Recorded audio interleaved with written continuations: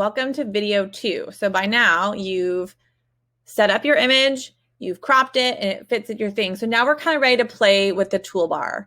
I'm using a laptop or a desktop computer. If you're on a tablet, your toolbar might be in a different place. And if you need help, I can work on with you one-on-one. I just want you to explore. There are 3 main ones you need to know. You need to know where the zoom is, you need to know where your select tool is, and the line tool. So what we want to do, if you've gone through the presentation, that should be the first thing you've done, is look through the slide presentation. And then there's the first video, and now this is the second video, and then you're done for today. I promise we're going to have a half-hour class at most, unless you get really excited about this. So we're going to be breaking up your main image. Don't worry about the background just yet. So my main image into small pieces or fragments like a mosaic. We're going to shatter it to give it that illusion that we made out of tile. Well, I can start doing my whole project on this, but it's going to be really small. And I want to work a little bit more zoomed in. So I'm going to go to the zoom feature, and I'm going to click that until it turns blue. And I'm going to pick an area that I can zoom in on. You can zoom in once or twice, and then you can kind of rotate it wherever you want to go. When you're done with the zoom, you don't want to hit undo. You want to go back and hit fit, and it brings you back to normal size. So I'm going to zoom it in a little bit. I'm old, so I'm going to bring it closer. I'm going to work in this area. So then I'm going to hit the select tool.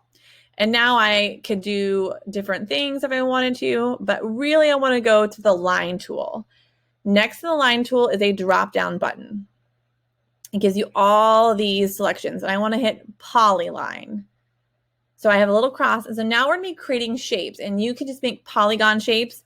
So you can follow the shape of your object, and I'm just going to start, I'm holding down my tab, and I'm creating a shape, and I can make it as crazy as I want. The thing with the poly tool is you have to start where you stop, and it creates this interesting shape. If you don't like it, you can click it. You can hit this. Well, if you click, you're going to keep going. You can hit escape and delete it. So again, I'm in the poly tool, and I'm just clicking my trackpad on my mouse, and I'm bringing down a line to create some sort of shape that mimics that shape in front. And you got to start where you finish, and you know you did it right when it comes together. We're not going to worry about color today. You're just going to have a box. So now I want to create another one, and I don't want to put my pieces right next to each other. We want to have space in between it for the grout. You don't want your pieces crazy big, and you don't want them teeny tiny. So I'm going to do a couple more. So I'm just creating a few spaces. And it's more interesting if the shapes are not just rectangles and triangles, but you do you. I want to leave a little bit of space in between each piece. I don't want them to be right next to each other because I want them to have that space like when you're making tile for the grout. So I've done a couple. Once you kind of do a section, go back to your zoom and hit fit and pull it out. Sometimes we're in zoom so big, it ends up being super tiny. So that's a really good spot. So I'm going to keep going. What I would like you to do today is I'd like you to do a couple small sections, just getting used to the polyline tool. Set a timer, work for 10 or 15 minutes.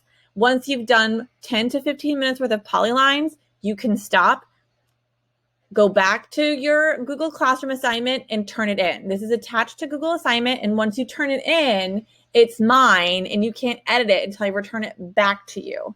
So that way you don't go too far. I want you to work for 10 to 15 minutes today doing your shapes and then turn it into me. And then that way I can give you some suggestions or some tweaks. And once I grade it and return it to you, it's yours to work on. But really, you don't need to work too much on it. We have time. So that's it for today. This is super fun. So a little sneak peek of what we're going to do is eventually you're going to start breaking everything up, and we're going to add color. And let's see if I can delete the background. So you end up with a really cool effect. So that's just a little sneak peek. All you're doing today is working on just a couple of sections. Work really for about 10, 15 minutes on making your polylines and going back out. Just remember, use your tools and try to create the shapes that aren't super close to each other and nothing super big. We want it to look intentional, okay? If you have any questions, let me know. If not, I will talk to you guys later. Bye, guys.